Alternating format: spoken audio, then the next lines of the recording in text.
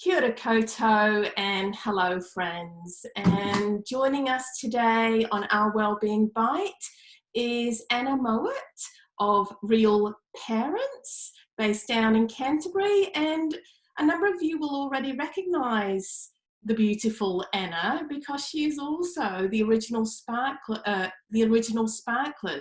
that wonderful site I constantly go on about when sharing with you all.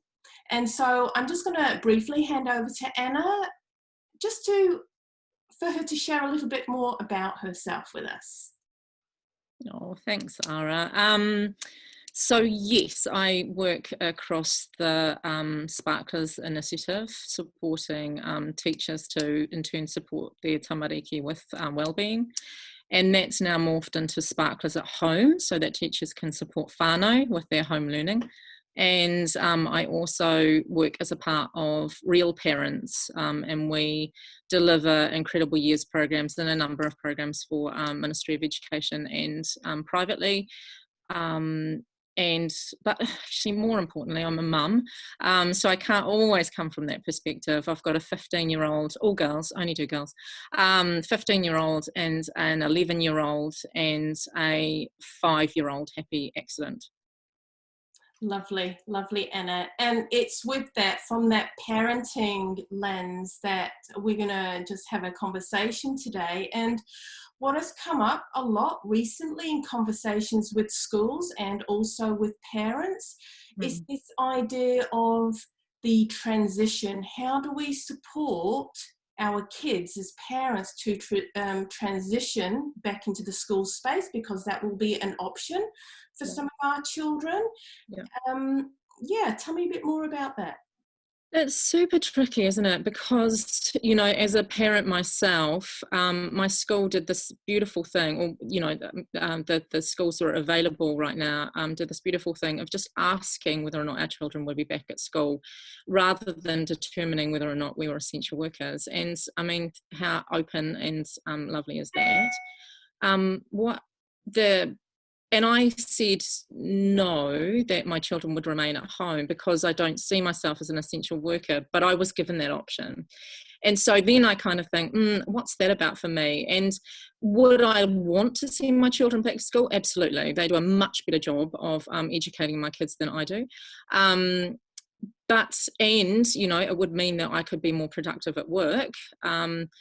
But then there's this guilt that comes into it, and the guilt is, oh, hang on, I should be able to, you know, I should be able to manage this myself. And guilt around, you know, making teachers head back to school early, and guilt around other kids, you know, being able to still remain at home. And so there's this kind of tension, I think.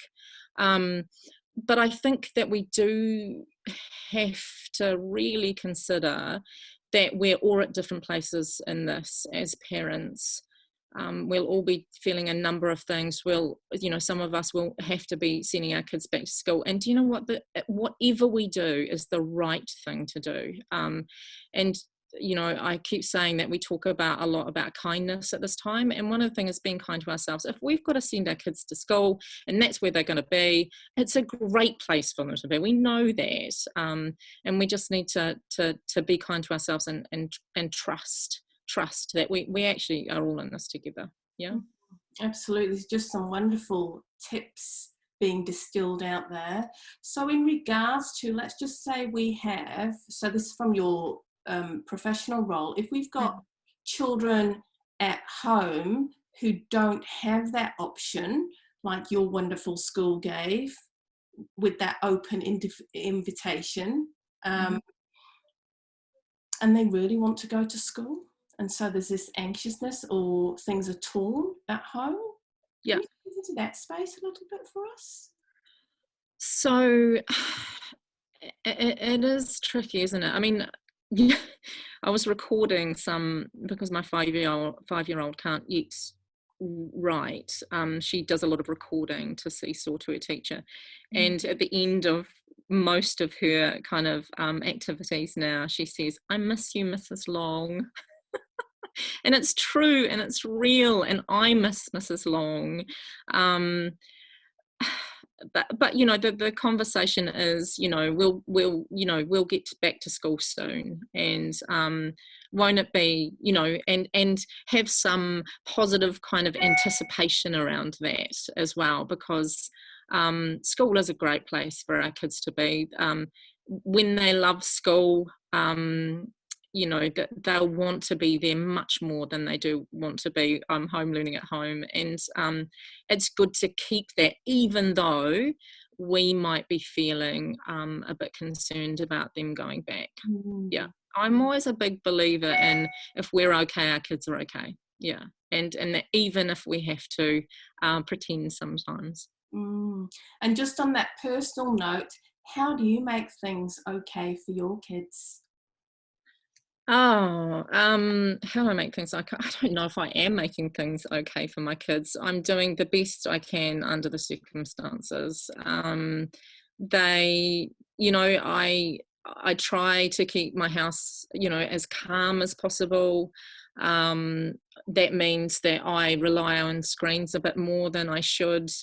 I have to schedule my time quite carefully around work, and then also spending time with them in terms of home learning. We have found a rhythm where home learning happens a lot at the weekends more than it does during the week, because I've got the time and I don't feel so pushed. And yeah, you know, treats in the groceries, and Zooms with mates, and just, yeah, whatever I can. Chalk's a fantastic thing. Chalk outside for obstacle courses and hopscotch, and honestly, it's kind of nice going old school. I know chalk. I don't know an iPad. No, I love that. Just listening to that deliberateness, that intentionalness, also of kind of carving out parts of your day. And what I've also taken from the conversation is this, you know, being okay with some of our emotions that we have as parents. So guilt is one of those, and maybe Yeah, what we should be doing, what we shouldn't be doing, and also that fear and anxiety. And what you're effectively saying is, hey, look, it's okay. yeah. Oh, absolutely. I mean, they're normal. They're totally normal. They're normal for us, and they're normal for our kids, you know. And but we can be, you know, we can be worried, and still be brave, you know. And we can be apprehensive and be optimistic. Yeah. Yeah, and I think that's important for us and our kids right now. Yeah. Yeah. So absolutely. So one of the key takeaways I'm getting from our conversation together in terms of support in that transition is to carry on the conversation, to talk about things are changing, to keep a sense of routine of things, all those elements. Yeah. Yeah, Yeah. and don't expect to be perfect, you know.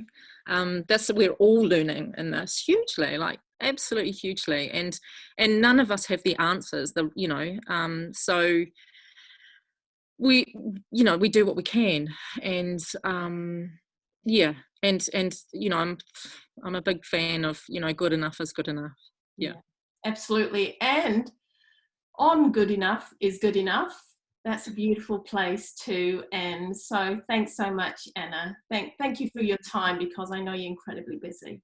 Oh, thanks, Sarah. Always, any time for you. Thank you.